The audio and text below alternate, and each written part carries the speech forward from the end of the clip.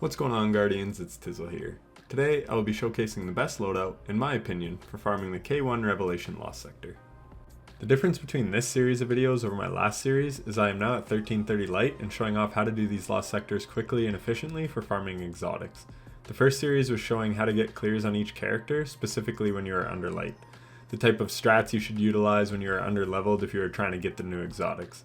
In this series we will be showing loadouts for completing the lost sectors as quickly as possible. So with that out of the way, let's jump into it. First, let's look at the lost sector modifiers. This is a hive lost sector, so we have unstoppable ogres and barrier knights. We have fire pit, so acolytes will spawn fire pools that cause damage over time. Chaff, which disables our radar. The usual master modifiers being extra champions, locked loadout, match game, and extra shields. Memory of a haunted dream, which increases void and aerial damage. Forlorn Miasma, which gives 50% more void damage, both dealt and received. And as always, limited revives. With that out of the way, let's take a look at the build. For this build, we're on Top Tree Voidwalker, Attunement of Chaos, running Vortex Grenades with the exotic gauntlets Controverse Hold. This allows us to get a random amount of grenade energy back when we throw a charged Vortex Grenade. And we'll be running 100 Discipline, so we will have high uptime on our grenades. For weapons, we have the Messenger Kinetic Pulse Rifle with Outlaw and Desperado. We have a Miner Spec to help us chew through the ads. This will be our unstoppable weapon. In the energy slot, we have the Void Sniper Rifle Frozen Orbit with Autoloading Holster and Vorpal Weapon. We have a Major Spec as well. This is our anti-barrier weapon for dealing with the Knights. Between Void Burn, Vorpal, and Major Spec, this sniper hits extremely hard on champions. And in the heavy slot, we have the Void Rocket Launcher Royal Entry. My role has Autoloading Holster and Cluster Bomb, and again I have Major Spec on it to deal more damage to the champions. Another great option in this slot would be the Two-Tailed Fox Exotic Rocket. Bad Omens and Tomorrow's Answer would also be good, but you really want it to be Void to take advantage of the burn. On the helmet we have Taking Charge, which will give us a stack of Charge with Light when we pick up an Orb of Power. We also have on 2 Rocket Launcher Ammo Finders. On the gloves we have Anti-Barrier Sniper and Unstoppable Pulse Rifle. We also have Elemental Charge, which is new this season. It allows us to become Charged with Light by picking up an Elemental Well, and we'll gain 2 stacks if the well matches our subclass element. On the robes we have Charged Up, which allows us to hold an additional stack of Charge with Light. We also have Rocket Launcher Reserve so we can hold more ammo, and Solar Damage Resistance to take less solar damage from the Acolyte grenades. On the boots we have Elemental Ordnance, which will spawn an Elemental Well when we get a grenade kill, as well as Sniper Rifle and Rocket Launcher Scavenger so we get more ammo when we pick up an ammo brick. And lastly on the bond we have Argent Ordnance, which will give our rockets a 20% damage buff when we are charged with light. We also have Bomber on to get a bit of grenade energy back when we cast a rift. This is a very potent loadout for this lost sector. Now let's check it out in action.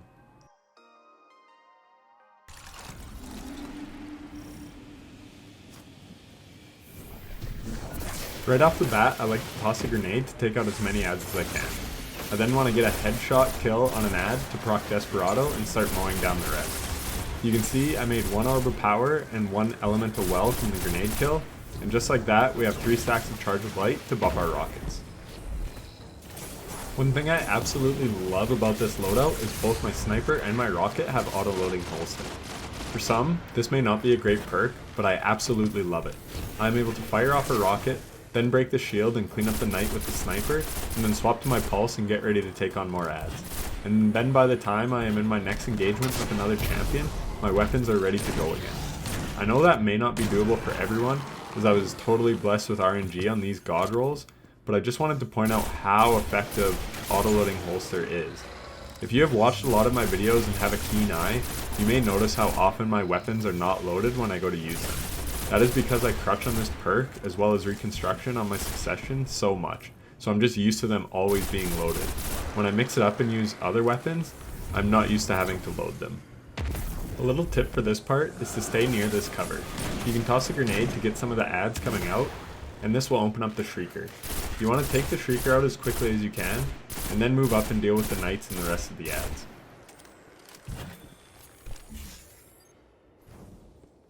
Much like barrier servitors, I almost always lead with a sniper shot on a barrier knight.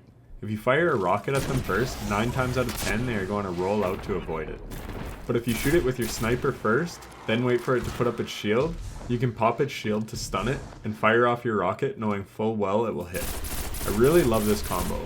Anti-barrier sniper has been awesome this season, and I'm going to be sad to see it go. Once the knight is down, I like to move up to this platform and start taking out adds. Here you can see the power of the perk Desperado. I take out as many adds as I can. This part can be kind of tedious, as the adds often move behind cover. There are quite a few to take out, but they are all spread out, so you can't really fire off a rocket or use a grenade to deal with a bunch at once, unfortunately. As you're taking out adds, when a knight finally shows itself, if it's in good position, snipe it to hold it in place so it will put up its shield, and then pop the shield and take it out. This lost sector has 3 crystals that you have to destroy. Each spot that has a crystal has adds and a barrier knight. When you take out the barrier knight and enough adds, then an unstoppable ogre will spawn. Once you take out the unstoppable ogre, then the crystal will lose its immunity and you can break it. Once you break all 3 crystals, you can break the final crystal to spawn in the boss.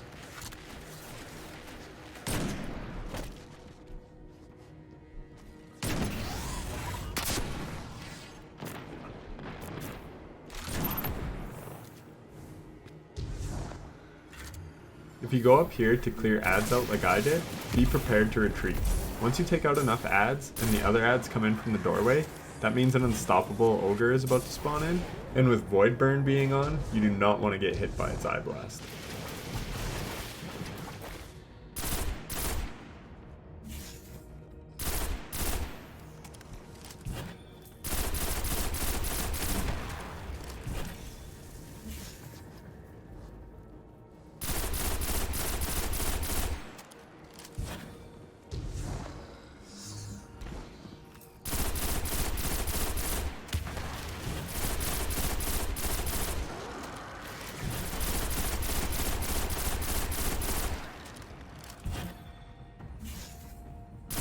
You can see here how crazy strong this build is. When you stun an unstoppable ogre, you can fire off a rocket and 2 sniper shots to kill it. Actually crazy how good these weapons are.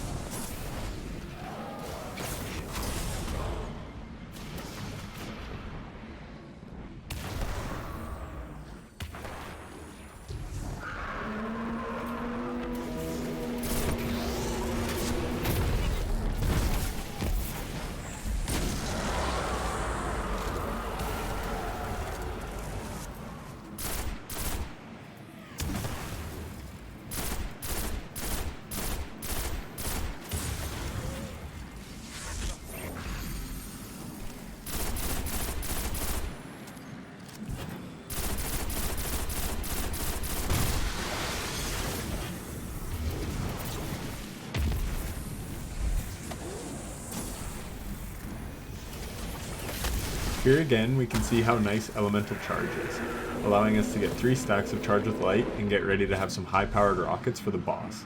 This boss obviously hits very hard because it does void damage, so I try and prioritize killing him first. Once the boss is down, you will have 2 barrier knights to deal with. This can be quite annoying. As well, adds spawn up top and will snipe you, so I highly recommend taking them out. As well, other adds will rush you while you are trying to deal with the barriers. It can honestly be pretty hectic. Do your best, but whatever you do not kill all of the ads before you kill the knights. If you watch my other Lost Sector video, you will have seen on one of the runs that the knights actually despawn when all the ads are dead. This causes you to miss the platinum rating for the Lost Sector, and will thereby decrease your chance of getting an exotic. And that is all the advice I have to give on this Lost Sector. This is the last in the 9-part series of the best loadouts to use for the Lost Sectors in Season of the Chosen. Next season we'll have new champion modifiers, and I look forward to making new builds for clearing those Lost Sectors. So stay tuned to the channel for those. I probably won't do all the 3 classes series while under light, as that was a ton of work and I am pretty busy in the summer, but I will more than likely do the optimal loadout series, as I have always enjoyed using new weapons each season to clear these Lost Sectors as quickly as possible. So stay tuned for those. I hope this video or these series of videos helped you learn something, helped you get an exotic, or helped you in some way, shape, or form. They were very fun to do. I really enjoyed optimizing my loadouts and running it to try and better my time. If they did help, then a like would be greatly appreciated.